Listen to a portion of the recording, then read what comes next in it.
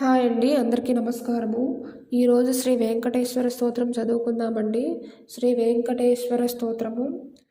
కమలాకుచ చూచుక కుంకుమతో నియతారుణితాతుల నీలతనా కమలాయతలోచనలోకపతే విజయీ భవ వెంకటశైలపతే చతుర్ముఖ షణ్ముఖ పంచముఖ ప్రముఖాఖిల దైవత మౌలిమనే శరణాగత వత్సల సారనిధే పరిపాలయ మామృషశైలపతే అతివేల దయా తవ దుర్విషహైరనువేల కృతైరపరాధశతై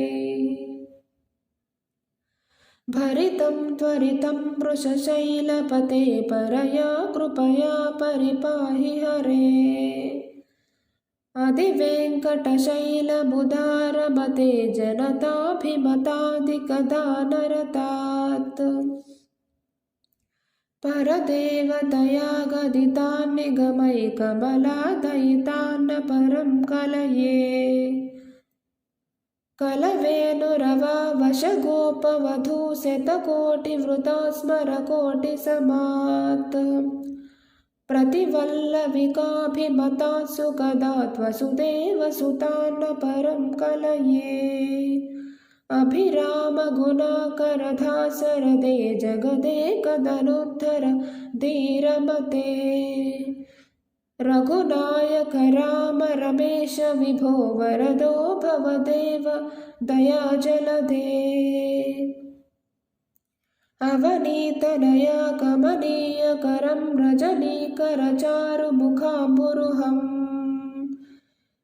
रजनीचरराजतमोमिहिरं महनीयमहं रघुराममये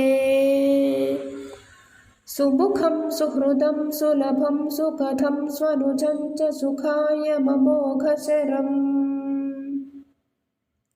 अपहाय रघुद्वहमन्यमहं न कथञ्चन धञ्चन जातु भजे